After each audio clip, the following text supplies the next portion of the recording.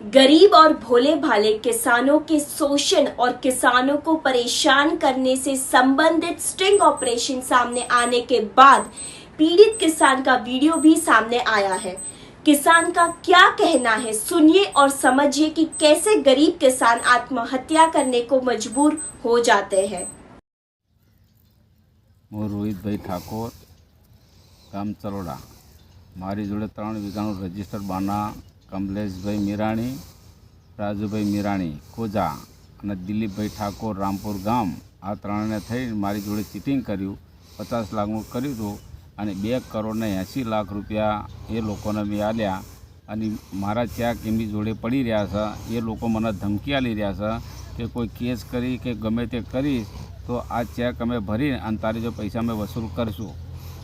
મુખ્યમંત્રી સરકારની વિનંતી મારી છે, અમે રોડ ઉપર આવી ગયા છીએ અને મારા છોકરા, મારા બૈરા છોકરા અમે મરવા તૈયાર છીએ. અમે આ પોઝિશનમાં આ લોકોએ અમને લાવી દીધા છે અને રોજ સાંજે એ લોકો બીજા થ્રુમાં ધમકી આલવાની કોશિશ કરી રહ્યા છે. આ લોકો હવે અમારી જો સરકાર ભૂપેન્દ્રભાઈ અને સરकारने मारी विनंती है।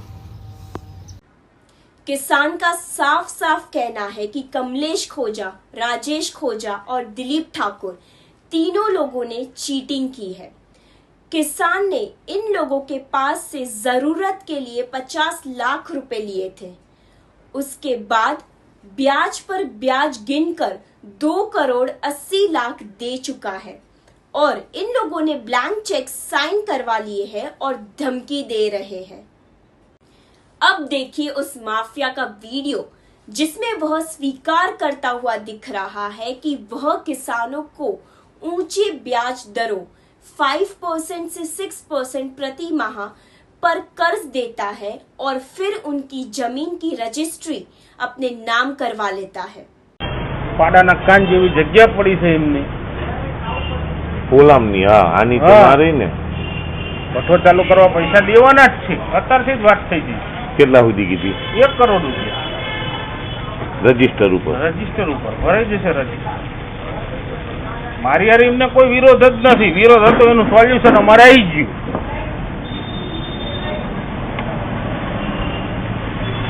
પણ કદાચ એ ના લે આપણે પાસે ગ્રાહક તો એવું કઈ છે ને નથી. તમે બધા 150 ગ્રાહક છે, બાકી રેડી બધા ઘૂઘરા જેવા. તો હજી તમને નુકસાન છે. એમાંય અમને નુકસાન છે. તમે કાશિન્દ્રાનું રજીસ્ટર ભર્યું? એમને મગજમાં નહીં. એમને મગજમાં તમે ભર્યું કેટલામાં? 10 લાખ. અત્યારે કેટલા આવે? એમને ધારા 12 પૈસા આવે. કહો તો ખરા કેટલા આવતા હશે?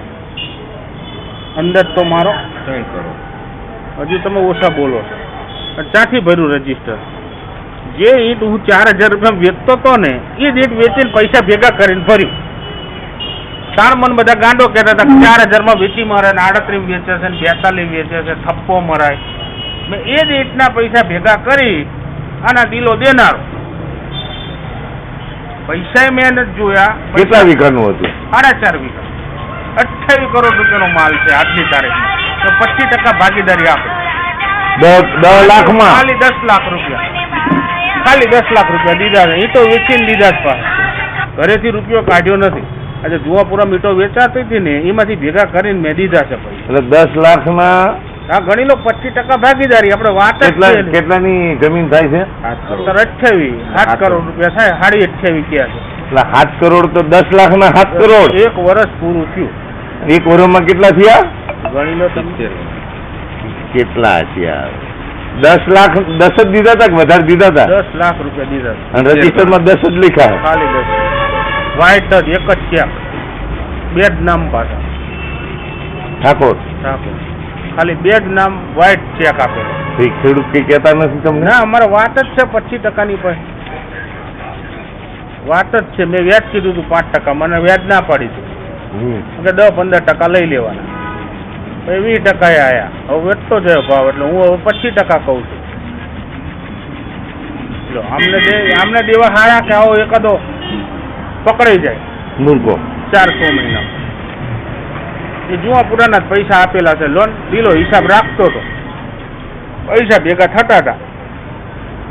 ખર્ચી બરચી કરવાની હોય તો દિલો આપી દે, દિલાની યાર પૈસા રહેતા એમાંથી જ રજીસ્ટર ભર્યું. ઓનલી 10 લાખ રૂપિયા તે ખાલી ઓનલી 10 લાખ રૂપિયા ખાધું તું એમના પૈસાનું. પણ 3 લાખ રૂપિયા દલાલને આલ્યા છે ને એ અલગ હો. 3 લાખ રૂપિયા આલેલા દલાલ. એટલે મૂળ 13 લાખ રૂપિયા તમારો ખર્ચો થયો ને વકીલનો વકીલના જે થયા હોય પછી એ તમારો હતો. આપણે નથી એ તમારો ખર્ચો હતો કે એનો? લેવાના હતા પણ લીધા નહીં, કારણ કે રોકડા પૈસા એક આલ્યા નહીં, એક જ આલ્યો. એટલે કે હિસાબમાં લખી દે. એ તો પણ દિલાન નામનું જે છે ને બધું? ના, દિલાન કાકા નામનું. હા, કાશિંદ્રા વાળું. હવે તમે વિચાર કરો, તમે કહો કે કમલેશભાઈ 5% લે, તમને 5% ભોવાય પૈસા? એ વખતે એમણે જે જગ્યા આવડિયા જે વેચી ને કેનાલ વાળા, એ વખતે 18 લાખ રૂપિયા વાઇટ આવ્યા હતા બધામાં. દિલાના ત્રણેય કાકા પાસે દિલામાં. એટલે મેં એવું કીધું, મેં તો આપણે વાઇટ 10 લાખ રૂપિયા જેના ખાતે મને કે મારા કાકાના નામનું ભરી દેવું. અમે એને કાકાને 10 લાખ રૂપિયા રોકડા આલ્યા અને એમણે રજીસ્ટર તમે એમને બ્લેક આપી દીધા, એમને વ્હાઈટ આપી દીધા. એને વહીવટ પતાવી દીધો. એના નામનું છે અત્યારે છે. તો એમને 5% કહે છે, 5% મોંઘું જ પડે ને આવી ગણેશ. રજીસ્ટર ભર્યું છે, રજીસ્ટર ભર્યું એને ખબર છે કે આટલા પૈસા આવે. એ સ્કૂલ વર્ધી મારે એની ઘરના ઓફ થઈ ગયા છે. છોકરો છે, છોકરાની વહુ છે. છોકરો છે 12,000 રૂપિયા નોકરીએ જાય છે, દિલન કાકાનો છોકરો, અને એમને સ્કૂલ વાન છે. એના કાકાએ જેને રજીસ્ટર કર્યું એને સ્કૂલ વાન છે. સામે વાળાની પરિસ્થિતિ કેવી? કોને? ખેતર વાળા. એ સારી છે પરિસ્થિતિ. એક ટુકડો તો વેચી માર્યો, પૈસા આવી ગયા છે. હવે બીજો ટુકડો વેચવાનો. પરિસ્થિતિ હારામાં હારી હતી. બંગલા બનાવીને સ્કીમમાં જગ્યા આપી, 3 તો બંગલા લીધા. अब मैं गुजरात के मुख्यमंत्री और भारत सरकार के कृषि मंत्री से अपील कर रही हूं कि ऐसे मामलों की जांच करवाइए और दोषियों पर कड़ी से कड़ी कार्रवाई होनी चाहिए. जय जवान, जय किसान.